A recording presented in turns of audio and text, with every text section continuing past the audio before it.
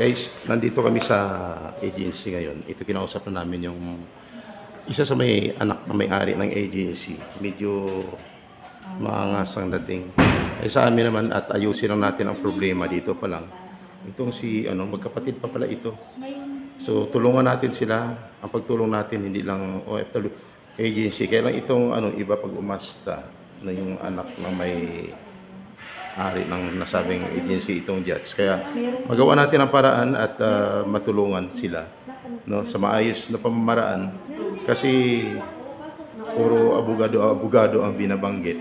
Kaya tayo nandito, magkapatid ito, mga kaibigan, mga kagapay. Maangas yung dating ng anak na may kapatid, anak ba? Parang kapatid po. Parang relatives.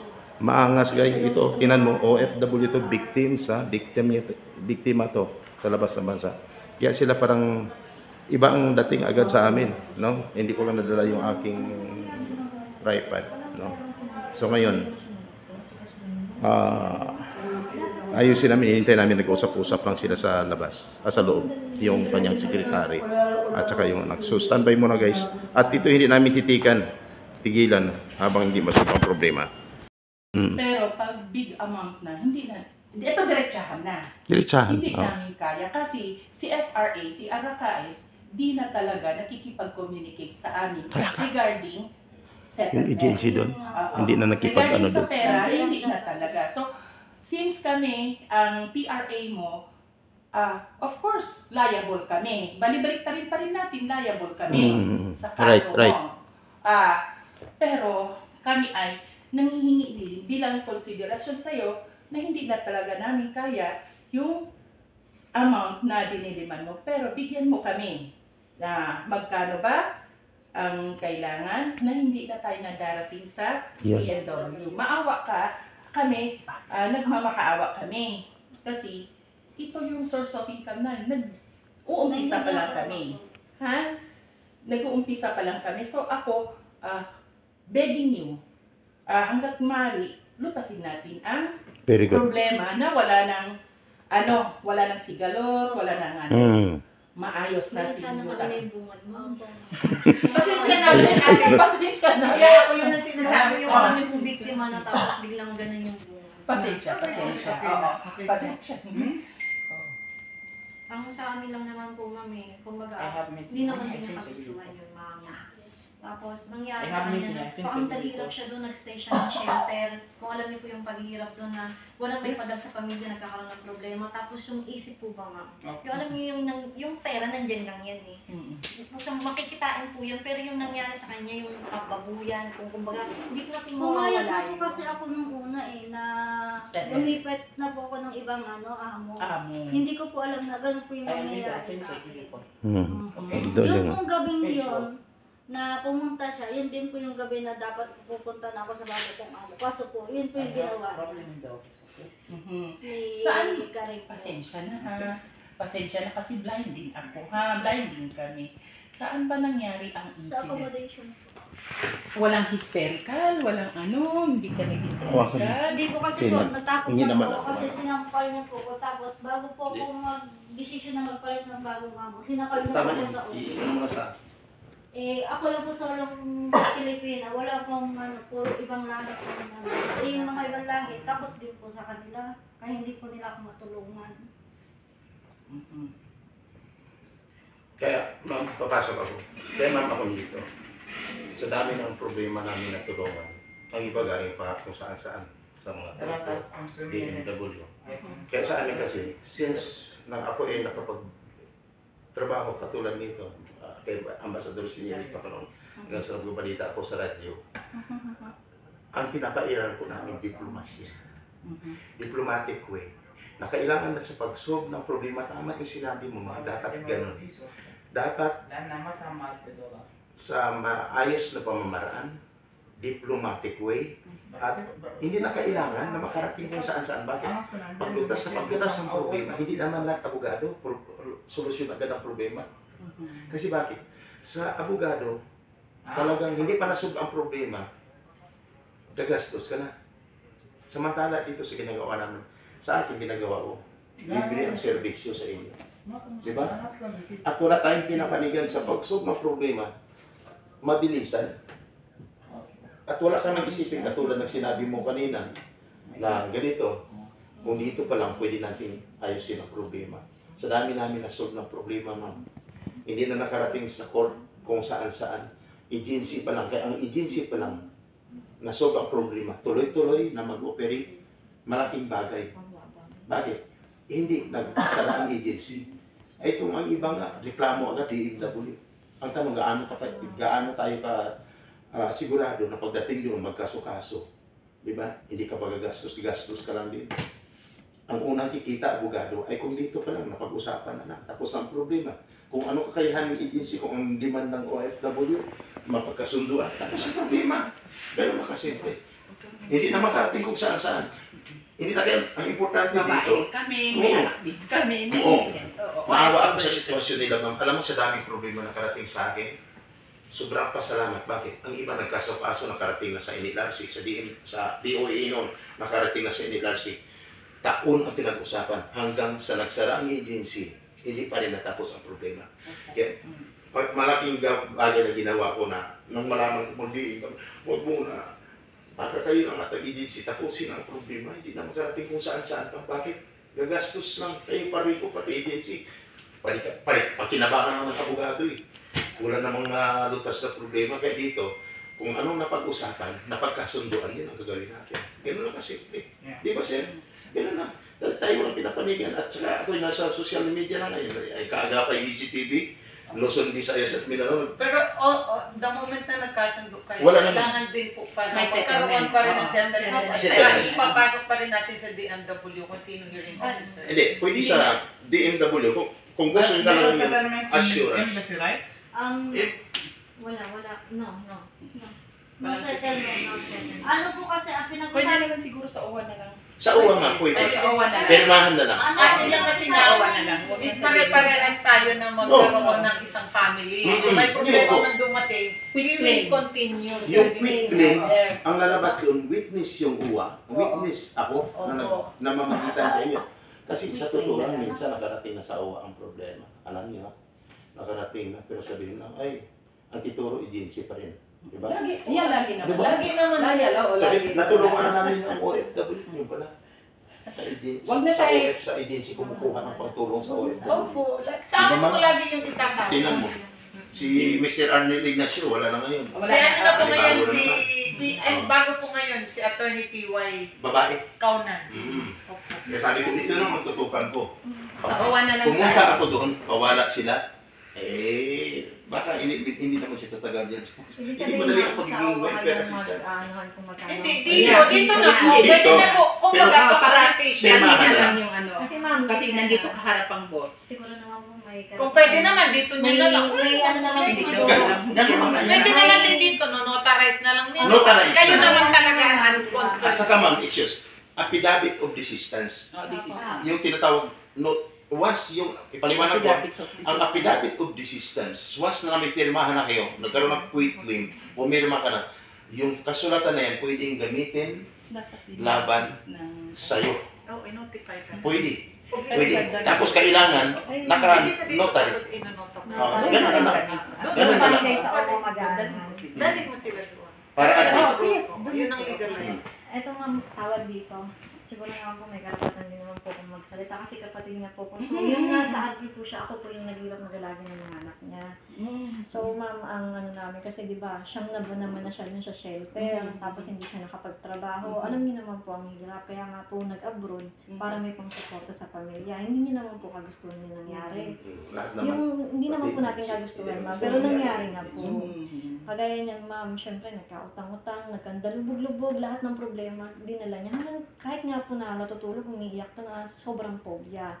Siguro naman po yung iyaano naman namin na try sa inyo, hindi naman po talaga, ang karapat dapat naman po talaga sa Kasi kanya. ngayon po ma'am, nagsa-psychiatrist pa rin po kasi ako. Nagpa-therapy ka. Lang ano po ng Simula po na doon po ako sa embassy. Sinununan po kasi ng embassy. na isang psychiatrist. Pero may opportunity ka pang mag-upload. Pagaling mo na. With the Ilang experience. session ng therapy mo? Ano po, doon po sa Saudi, bali 3 weeks na po. Ngayon po nagagamot pa lang po dito. May Anxiety. documentation ka? Meron ka na, di ba? Hindi sa akin ni Ma'am. Pwede mo Pwede mo kay hingin. kay Ma'am Liz. Ayun, ma'am, Lala. So mag-mission kayo ng price, paparelay din na Habang sa nandito party boss. para pag magkakaroon tayo ng pangalawang pag-uusap or kung Price. magkakasundo. Tapos, Tapos ibigay yung detalye ng mga party mo kasi para gaya sa ng tao, sinabi tsaka ko, sa- ma'am, Because before also in Saudi, they offer you 8,000 to finish you refuse, you not get anything. 8,000 real daw. 8,000 sir, no? Wala po akong natanggap na kahit ano. Hindi ino-open Na-offer. Hindi po. 20,000 sir, ma'am, ang huling Ang offer, di ba? nag-usap-usap po kami ni Ma'am Christine, yung aking pong Okay, officer.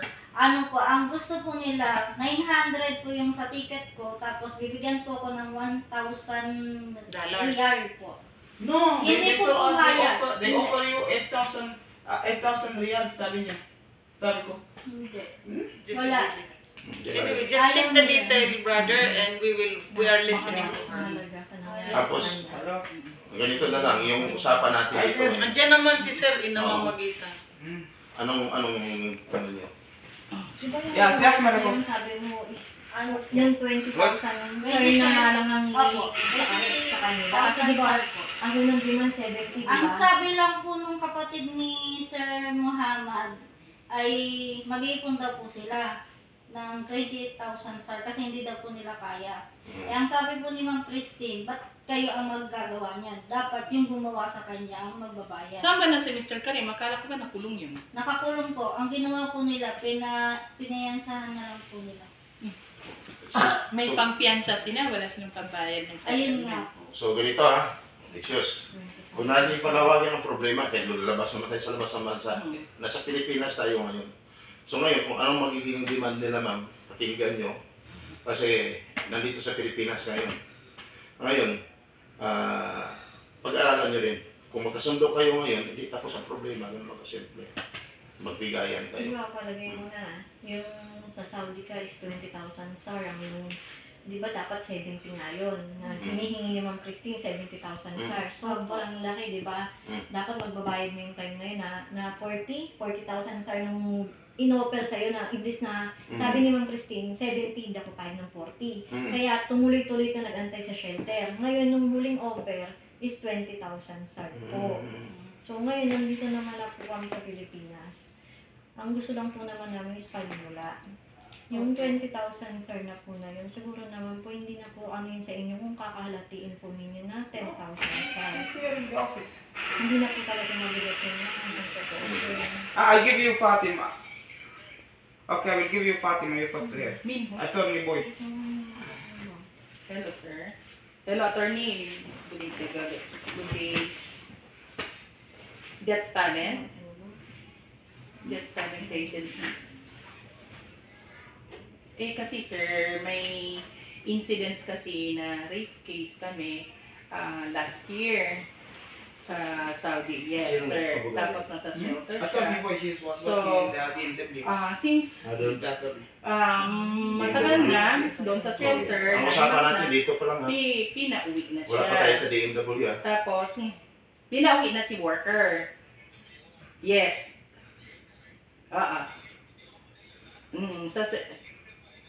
Bahay Kalinga. Sa Bahay Kalinga ka, di ba? Sa Bahay Kalinga. Tapos, pinauwi siya, pero nag-undertaking daw siya, natuloy pa rin yung kaso niya doon sa Saudi. Ang demand kasi nila, attorney, is 20,000 SR.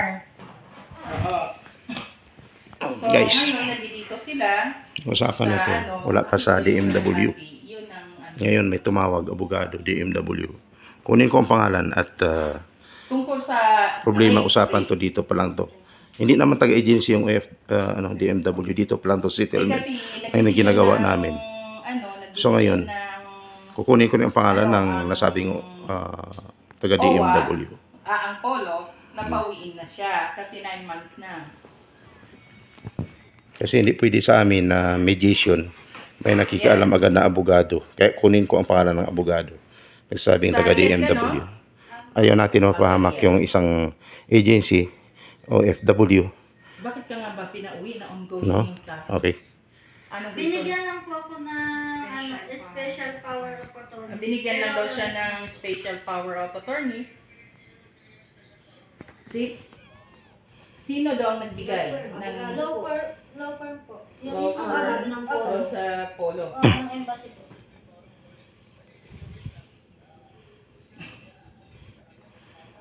O sino mga, oo nga, nagbigay ka ng special power of attorney, sinong ang hahalili doon? Sino representative mo? Yung attorney po nila sa law firm, ma'am. Yung attorney Opo, sa law Sila na po firm. Sila na po mismo mag-ano po. Pinaliwanag naman na po sa akin. Ang sabi din po sa amin dito, ang advice din po sa amin, pwede po kami mag-file ng kaso sa dito, sa DMW. Sabi din po dito ng po case sa agency officer sa ko. Pilipinas. Ang sabi po ng case officer ko, pwede ka din File dito. file ng kaso dito. Ayun din Iba po daw kasi sa ang amin ng staff agency ni ko Rapid dito Tulfo. at doon po sa ano. Sa akin yun. Sa kanya po ako nag-contact. Guys, Pero di ba Dito pa lang, sabihin ko every naayos na time, namin ang kasi problema. ako yung ano, yung friend natin, nakipagtulungan, si Ma'am Fatima, the legal officer. Si Sir, the owner. He is a very pogi. Mr. Ahmed Bachu. Sir Ahmed, thank you very much. that's life. Live? No, it's not live. There's a video, then tomorrow, maybe upload this. Okay, thank you. Yung tingin natin na akala natin ay pagsubok. Ang masakit lang po kasi nang sinabi ni Ma'am Jody, ginusto ko daw po yun ang nangyari. Pasawarin mo na siya na kasi mali ang kanyang assessment. Tama? Masama din yung nagtatanim ka.